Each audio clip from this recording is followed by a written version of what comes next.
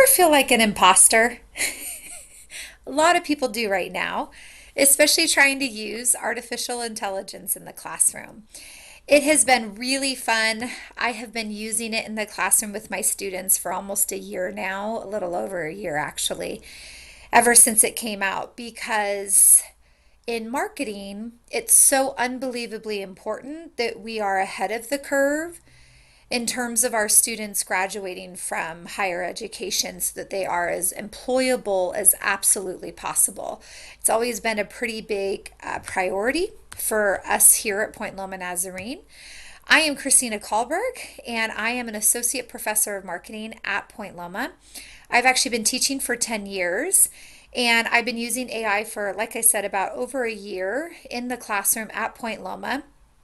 And this presentation is going to share with you my experiences along with some data that I gathered this semester related to the experience that students have using AI in the classroom. And my results are very clear. Using generative AI in the classroom enhances the learning experience. It improves critical thinking rather than detract from it, and increases creativity in higher education. So, if you feel like an imposter related to this new skill set that we're all thrust into, don't worry. After this presentation, you should feel a lot more prepared with the knowledge that you need to hopefully be creative and progressive and see how possibly you might be able to utilize some of the new and really new and fun, exciting ways that we're enhancing the learning experience for our students. So let's dive in. This is the table of contents. I'm going to go over the introduction and overview of the topic. It's a hot topic, so I'll breeze through that to get to the literature review. There is a lot of literature review related to thoughts, but not a whole lot that has verifiable data related to it. So that's what we're going to go dive into the methodology. I actually conducted weekly AI labs in a specific course at Point Loma, and then I went ahead and surveyed my students. I got some quantitative and some qualitative data that I will share with you, and then we'll end by having a discussion and talking about the limitations, because certainly there are many.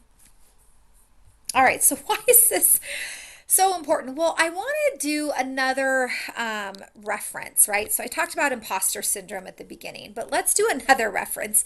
You remember when the calculator came out?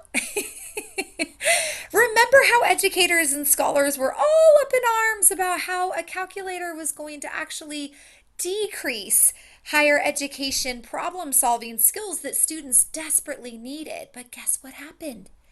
It didn't. So I want you to think of AI as we continue the conversation. I want you to think of AI like a calculator. Really, what we found was that the calculator actually allowed all of us, including students in higher education, to do more. And that's what AI has allowed us to do. That has been my personal experience using it in the classroom. And certainly the literature that exists so far, that posted in 2023 and 2024, definitely also confirms that that is true.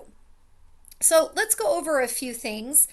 One of the things that I found when I first dove into trying to help students learn how to use AI and the different prompting techniques that are needed for different generative AI tools, such as ChatGPT, is that I was able to have some really deep conversations with students, and the literature certainly supports it, that a lot of students, when they have a writing assignment in higher education, they just look at the screen with a blank stare.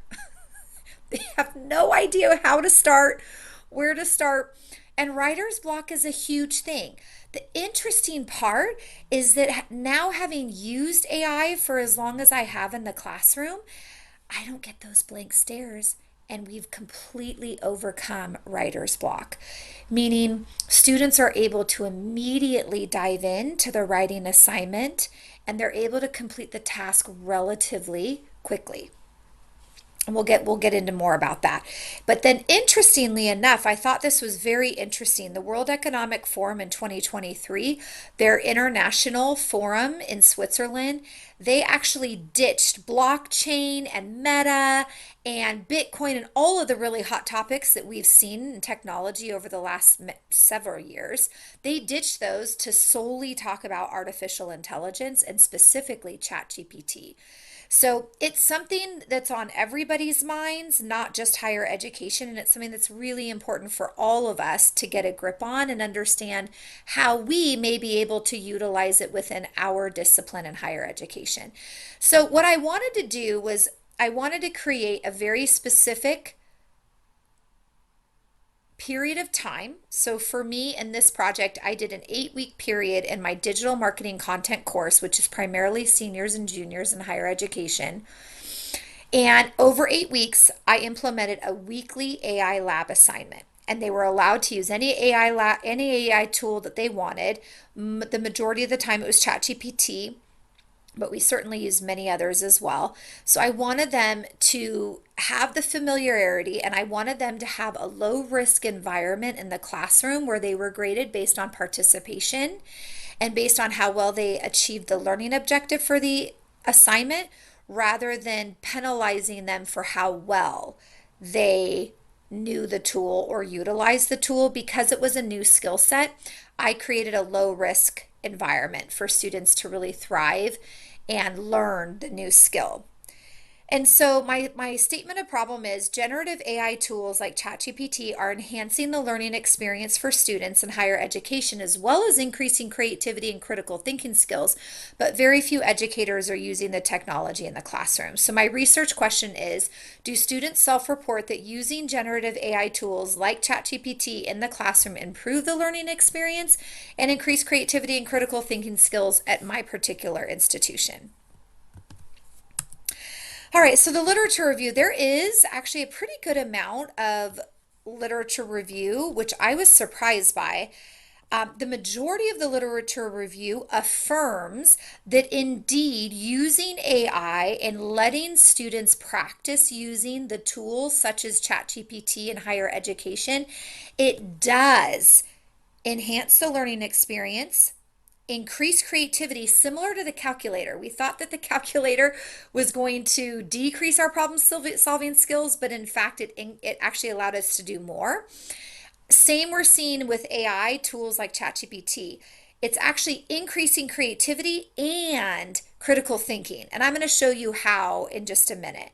But the majority of the literature that exists and is published today, it all confirms what I just said in terms of the purpose of this research. And you see a lot of resources here on this slide. I'm not going to go through every single one of them, but I'll just summarize them, which is that this skill of using generative AI is a highly sought after skill from businesses. And so if we want our students in higher education to be employable, we need to try to give students the opportunity in a safe environment, in a learning environment, where they can practice and actually learn some of these skills that will help them get a job upon graduation. And I know not every discipline that's what you're concerned about, but certainly we want to enhance the learning experience and we also want our students to be able to utilize the degree and the skills that they learned in higher education to move businesses forward. A lot of businesses today are using AI to solve problems in the world because it's a really great assistant. It's a great tool that supplements what you're already doing. It should never replace traditional course material. It should never be an end all be all, meaning I don't use AI exclusively in the classroom. I certainly, in fact, it's only used about 20% of the total grade for the students. So they have assignments that are worth 20% of their overall grade. The other 80% are all traditional course materials that are used that you would see in higher education. My goal was just to introduce the students and give them time and a safe place to be able to practice the skill and develop it over time. One of the really cool, when I was going through the literature review, one of the really cool points that I loved is from Clark. He's introducing AI in his classroom and he actually introduces it as a sixth man. It's a term that is used in basketball. I love basketball. It's one of my favorite sports. So it spoke to me. But what I thought was really clever is that what he's doing, he's actually allowing students to use AI as the sixth man in a group project where the students, the humans, would create a first draft and then they would go ask AI as the sixth person on their team whether it was good or not, what edits needed to be made, what additions needed to be made, what information was missing related to the topic that's important to include. It was a really creative and innovative approach. So, something that I would love for you to go look at further and see if that might be something that would be applicable to you. I have a lot of writing assignments, so I was able to easily implement AI as a writing assistant tool, but there are other ways. So if you have a lot of group projects in your particular course, you could introduce this sixth man concept and see what AI can generate to help enhance the work that students are producing. And again, I just want to be very clear that using AI as a tool, either a writing assistant or a way for editing or a way to check to see if there's missing information before submitting work, it should be used as a supplemental tool. It should never ever replace traditional course materials in higher education. Just a fun new tool for us to play around with. All right, so the structure of the labs that I did in terms of my methodology is I actually created 13 labs. The period that I ran data on is 8 weeks, the first 8 weeks of the course. But so what I did was I created a 1 hour class period. Students actually present on a specific AI topic, like for instance, how to write features versus benefits using copywriting as the technique. So students had an hour, they had 10 minutes to present on that, and then the students who presented, they then instructed the rest of the class to complete a 1 hour lab assignment related to it. And in that assignment, everyone has followed for this 8 week time period a pretty similar structure, just so that I would have as much valid data as possible. And the structure was the student would first have to develop a reader if they were doing written content, a listener if it was audio or video, and then a viewer if it was visual content that matched a specific goal in the marketing funnel known as AIDA: awareness, interest, desire, and action. They could use AI to help create that persona or not. They were able to do human or AI. It was up to them. Then they used AI, especially in the beginning, because they were learning how to develop a story, right? So we were learning storytelling techniques. And they had to create a narrative story based on Simon Sinek's golden circle concept that you see here on the screen. They would then practice their prompting, right? So if they asked ChatGPT for a specific narrative storyline and the why of that storyline wasn't very good in terms of an output, I would have them go back into ChatGPT and continue to prompt to see if they could get a better output. That's what I mean by practicing prompting. And then the last part of the assignment, we'd spend the last 15 minutes of them looking at the final output that they have and comparing and contrasting human versus machine. What did they think were the limitations of the machine? What were the limitations of the human? What did that all look like? We used real clients throughout the semester, throughout the 8 week period. That was very important. These clients, the students, some they knew and some they didn't. So in a very short period of time, they had to really research and understand various components of the business in order to complete the assignment correctly. And then the types of content that was created using AI was everything from headlines on a website to the actual storyline to blogs, videos, podcast episode content, visuals like infographics and still images, social media captions, email, SEO, and data analytics. So here were the results. So 85% of students used AI in the classroom before they ever walked into mine. So I think that's a really important piece of data that we need to remember in higher education, is that our students are using it before they ever come in the classroom. So embracing it rather than limiting the touch point is going to be an important thing to consider.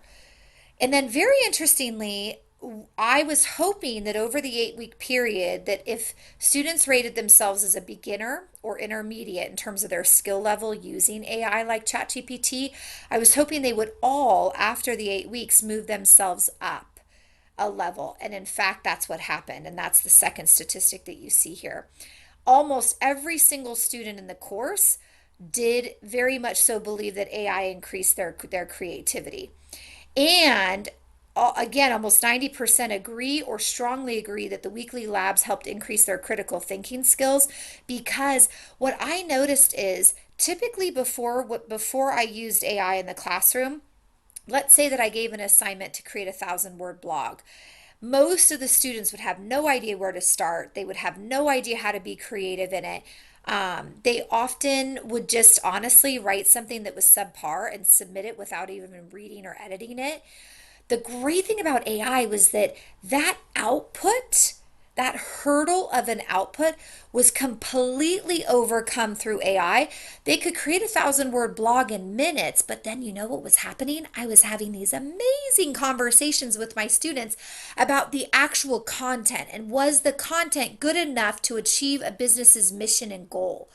Before AI and using it in the classroom and letting students use it, I was having none of those conversations. I was literally going over how to write and spelling and grammar, right? I was going over the very basics they should already have as juniors and seniors coming into my class. Once I started letting them use I didn't have any of those conversations anymore. I got to get right into the content that I was actually hoping to get out of the class and out of the student.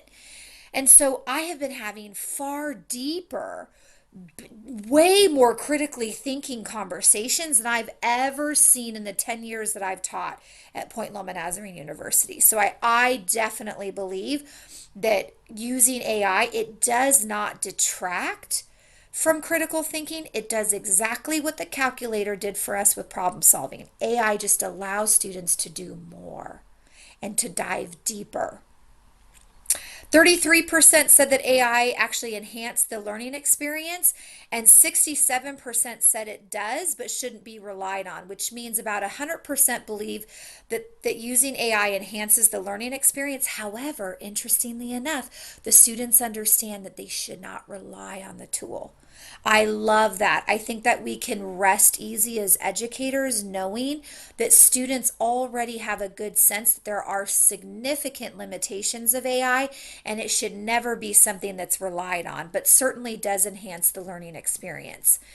52% said they would first use human over AI if asked to create content, and 48% said that they would use AI first. So there's kind of a 50-50 split there, which I think is very, again, encouraging to those of us educators that are concerned that maybe their students are too reliant on the tool. Not yet, anyways. 96% that AI is most helpful in creating written content. And I thought this was really interesting. 100% of students said that AI is most helpful brainstorming ideas. It goes back to that writer's block concept, right? It goes back to looking at a piece of paper and having a blank stare and having no idea where to start. AI is giving students a starting point, which I think is incredibly valuable in their overall learning of the various objectives for certain courses. I did have some qualitative feedback. I did ask one open-ended question and just said, how can I improve the weekly labs for your learning experience? And a lot said that they would like to have more time. So 1 hour is all that I'm able to give, but they would like more time. So I'll think about that and how I can navigate that in future courses. Most every single student said that the labs were great. They loved it.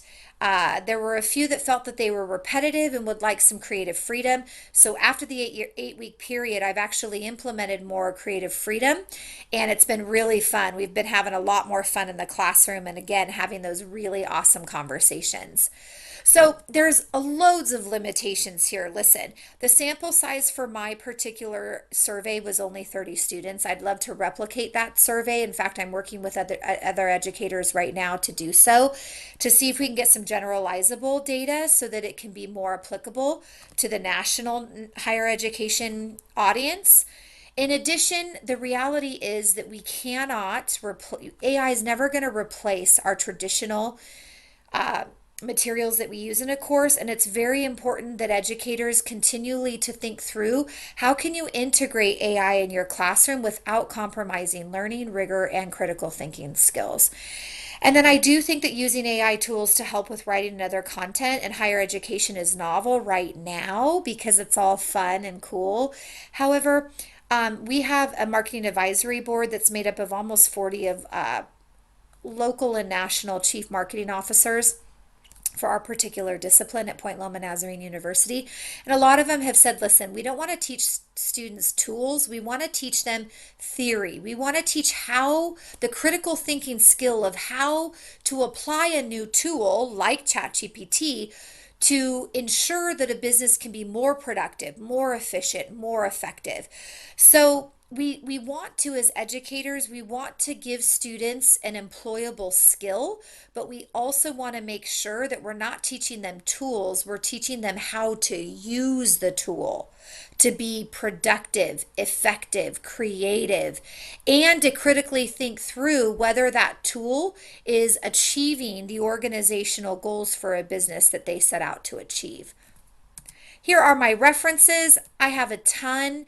This was really, really fun. And I hope that at the end, after hearing this, that you're feeling a little less like an imposter and a little more empowered to implement AI in the classroom and have fun. We're learning it together. We're learning it with our students, and we don't need to be afraid of that. We can embrace it while still ensuring rigor, while still ensuring that the learning objectives for each course are achieved, and while also emphasizing critical thinking skills and making sure that students are aware of limitations of the machine and of AI tools like ChatGPT, but also pre- presenting a very safe and open environment in higher education in our classrooms where students will be able to learn this new skill without their job or their income being reliant on it.